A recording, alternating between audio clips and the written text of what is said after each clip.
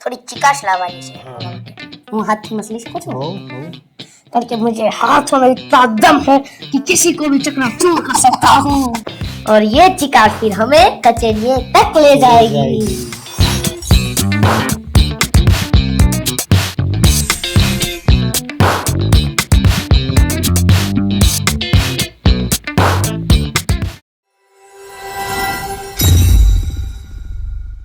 કલ્પવૃક્ષ પરિવારને ભાવતી જય સ્વામિનારાયણ, જય શ્રી કૃષ્ણ, જય સિયારામ, હર હર મહાદેવ, રાધે રાધે.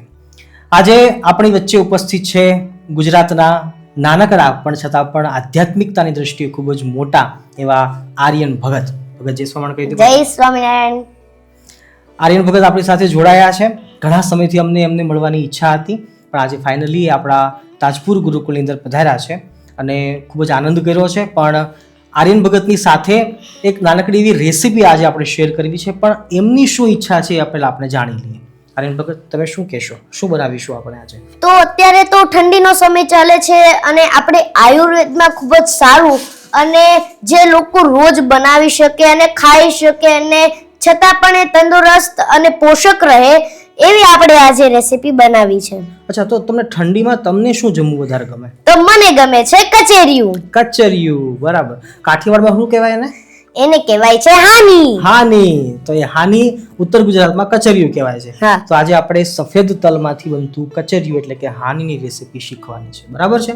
ઓકે, તમે તૈયાર છો? બિલકુલ. હું તમને એક્ઝેક્ટ વસ્તુ આપીશ, એ તમારે મિક્સ કરતી જવાની અને એ તમારા હાથથી જ બનાવવાની છે. બરાબર? તૈયાર છો? તૈયાર. બધા ભક્તોને ફરીવાર જય જય સ્વામિનારાયણ, જય શ્રી કૃષ્ણ, જય સિયારામ.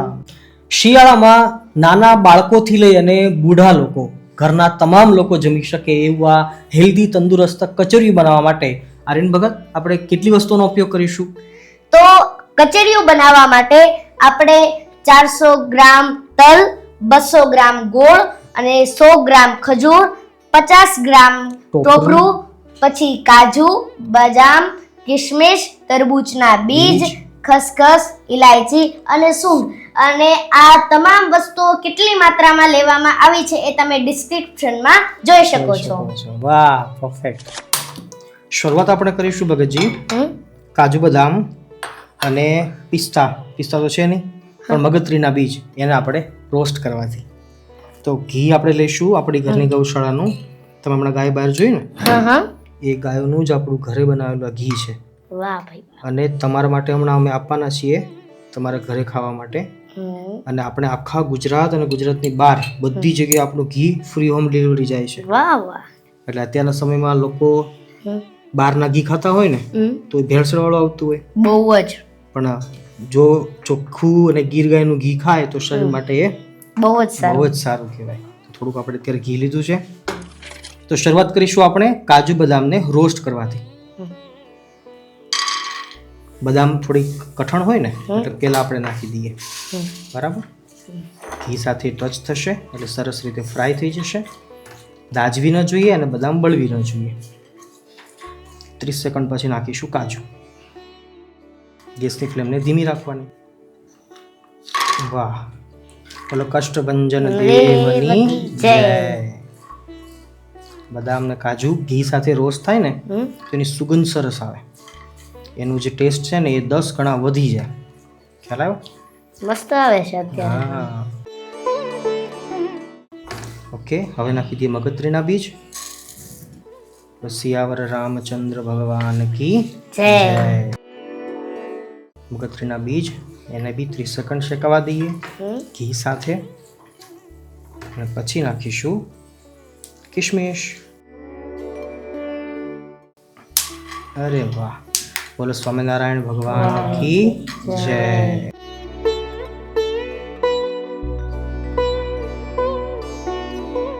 તો સ્વામી આપણે આમાં તલ નહીં ઉમેરવાના?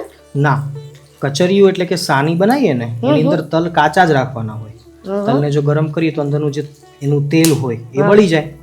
પણ શરીર માટે, સ્વાસ્થ્ય માટે સારું શું તો કે તલનું કાચું તેલ જે હોય એ સારું કહેવાય. એટલે કાજુ બદામને ડ્રાયફ્રૂટ્સને રોસ્ટ કરી શકીએ, પણ તલને આપણે રોસ્ટ કરવાના નથી.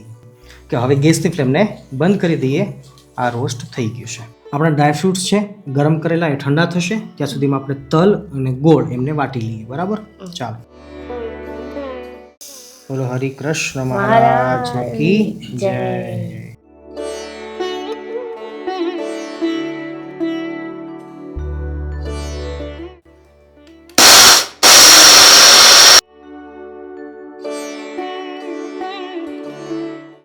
તો અત્યારે આપણે તલને સારી રીતે ક્રશ કરી લીધા છે. તો હવે આપણે આગળની પ્રોસેસ જોઈશું. હવે આપણે ડ્રાયફ્રૂટ્સ જે હતા આપણા રોસ્ટ કરેલા એને બી ક્રશ કરી લેવાના છે, બરાબર? કઈ કાજુ બદામનો ભૂકો છે એને બી આમાં મિક્સ કરી નાખીએ. અને હવે આગળ જોઈશું ખજૂર અને ગોળ. તો હવે આપણે છેલ્લે નાખવાના છે ગોળ, ખજૂર અને ટોપરું. પરફેક્ટ. બોલો ઘનશ્યામ મહારાજની જય. ખજૂર, ગોળ અને ટોપરું અને ઉપરથી થોડું ખસખસ. ખસખસ બી નાખી દઈએ. પૂરું જ નાખી દઈશું વાહ. જેથી સુગંધ સારી આવશે. વાહ. તો અત્યારે આપણે જે ક્રશ કરેલા જે ખજૂર, ગોળ, કિશમિશ અને ટોપરું એ બધું જ આપણે લઈ લીધું છે અને હવે આપણે આને મિક્સ કરવાનું છે. થોડું ચીપકી ગયું છે, સ્વામીજી મદદ કરશો? જરૂર ભગતજી. અને ખૂબ જ સારી રીતે અત્યારે સુગંધ આવી રહી છે અને મહારાજને પણ પ્રિય એવી સુગંધ આવી રહી છે. હા. તો અત્યારે આપણે કચેરીઓ તૈયાર થવામાં જ છે. બસ હવે ખાલી એને મસળવાનું છે સારી રીતે, હે ને? ચાલો. પણ ઓલી પેલી સૂંઠ પડીને સૂંઠ નાખી દો અંદર. તો સ્વામી આ સૂટ કેમ નાખવાની હોય છે? હા, શિયાળામાં સૂંઠ ખાઈએ ને તો એ શરીરમાં ગરમી આપે અને એની અંદર ઘણા બધા પોષક તત્વો હોય, એનાથી શરદી નો થાય, ઉધરસ નો થાય. એ સાથે સાથે કફની પ્રકૃતિ હોય તો સૂંઠ છે બહુ જ હેલ્પરૂપ થાય. તો એટલા માટે સૂંઠ નાખવાની. ખસખસ કેમ નાખવાનું હોય છે? ખસખસ છે ને એ ઠંડી પ્રકૃતિનું છે. ઠંડી એટલે જો કોઈને કદાચ સૂંઠ છે એ ગરમ પડે અથવા વધારે ગરમ પડી જાય તો એના માટે ખસખસ છે એ સહાયરૂપ થાય. એટલે ઝાડા બીણ ન થવા દે. સૂંઠ છે, ખસખસ છે, ખસખસની ઠંડી પ્રકૃતિ ઠંડી છે. અચ્છા, આપણે જ્યારે ચૂરમાના લાડુ બનાવે ત્યારે એમાં નખાય છે. હા, એટલા માટે નખાય છે. આર્યન ભગત, છેલ્લે હવે આને બાઇન્ડિંગ આપવા માટે આપણે નાખીએ છીએ તેલ. સ્વામીજી આ શેનું તેલ છે? આ તેલ છે તલનું તેલ. હા, તો તલનું તેલ શા માટે હોય? હા, પ્રશ્ન બહુ સારો છે. કચરિયાની અંદર વર્ષોથી પરંપરાગત રીતે તલનું તેલ જ નાખવામાં આવે છે બાઇન્ડિંગ માટે. વાહ. આની અંદર ઘી કે બીજા કોઈ તેલ ચાલતા નથી. તો સારી રીતે એને મસળવાનું છે. હવે આપણે હાથથી બી મસળી શકીએ છીએ. થોડીક ચીકાશ લાવવાની છે. થોડી ચીકાશ લાવવાની છે એના માટે હું હાથથી મસળી શકું છું? કારણ કે મુझे हाथों में इतना दम है कि किसी को भी चकनाचूर कर सकता हूँ. एकदम लोट बाइंडिंग हो रहा है ना? हाँ, अच्छा हो रहा है. देखो, है कि नहीं? देखो, चिकाश आ गई ना? हाँ, वही तो. हम दोनों एक साथ करेंगे तो ये चिकाश आ जाएगी और ये चिकाश फिर हमें कचेरिये तक ले जाएगी. और इसके बाद इसमें हमारा कचेरिया को भगवान टेस्ट करेंगे. हाँ, भगवान को भोग लगाना है अभी लास्ट में. हम चाहे तो इसके अंदर गिर गाय का घी भी डाल सकते हैं थोड़ा सा. डाले क्या अभी? चलो, आपकी ઈચ્છા. તો આપણી ઘરની ગૌશાળાનું ઘી છે 1 ચમચી હું એ નાખું છું. જેથી થોડી ચીકાશ પણ આવે અને સ્વાદ પણ આવે.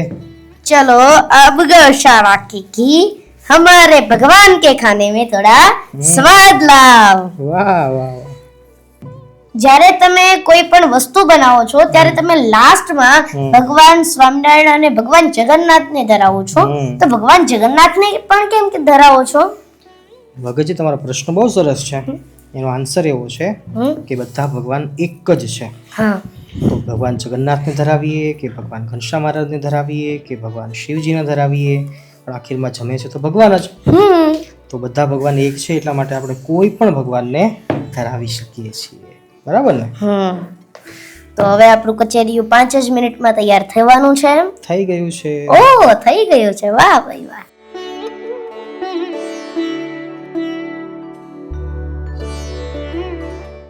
બોલો કષ્ટભંજન દેવ કી જય.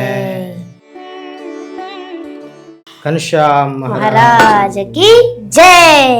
તો આજે કલ્પવૃક્ષ કિચનમાં બની ગયું છે મહારાજનું પ્રિય એવું કચેરિયું, અને જે લોકો શિયાળામાં રોજ બનાવે છે અને ખાય છે, અને બાળકોથી લઈ અને વૃદ્ધો સુધી તમામને હિતદાયક અને આયુર્વેદિક આપણું ખાવાનું અને શિયાળાનો ખોરાક એટલે કે હવે બની ગયું છે કચેરિયું. તો હવે આપણે આને મહારાજને ધરાવશું. વાહ બોલો ઘનશ્યામ મહારાજની, જગન્નાથ ભગવાન કી. જમો થાળ જીવન જાવું વારી, તો કર ચરણ કરો ત્યારી. જમો થાળ જીવન જાવું વારી, તો કર ચરણ કરો ત્યારી. બોલો જગન્નાથ ભગવાન કી જય.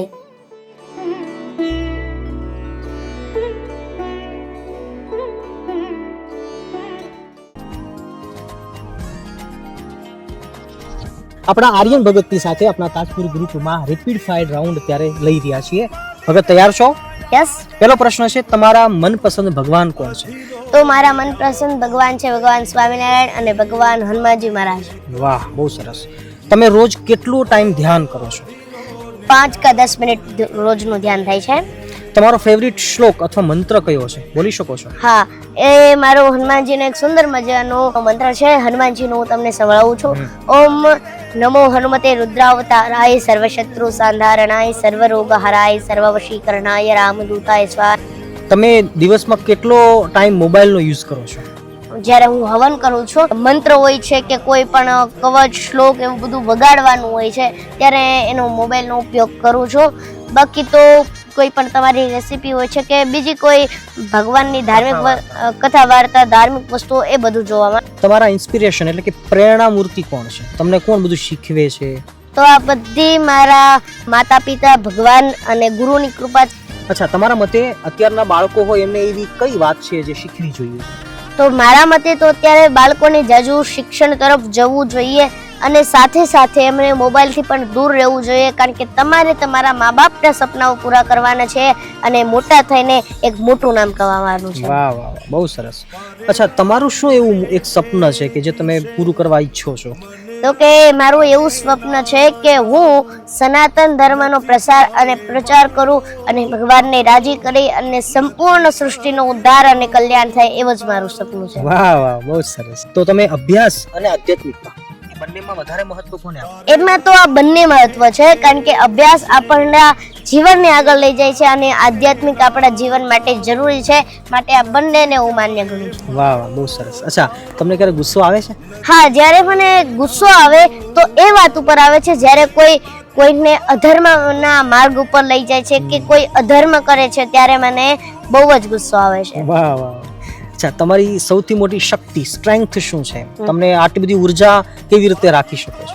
ભગવાનની દયા છે. જેમનો પંચમુખી હનુમાનજી મહારાજનો જે હવન કરું છું, ધ્યાન કરું છું, એનાથી જ આ બધી મને શક્તિ મળે છે. એ બધી એમનાથી જ મળે છે. વાહ, પોઝિટિવ એનર્જી એનાથી આવે છે. પોઝિટિવ. બરાબર છે. એવી કઈ એક હેબિટ છે, મતલબ કે એવી તમારી કઈ એક ટેવ છે કે જેના કારણે તમારી આખી લાઈફ બદલાઈ રહી છે અથવા બદલાઈ ગઈ છે? હનુમાન ચાલીસાના રોજ 1-2 પાઠ કરતો હોઉં છું, અને ભગવાનની પૂજા, ધ્યાન અને રોજ હવન હું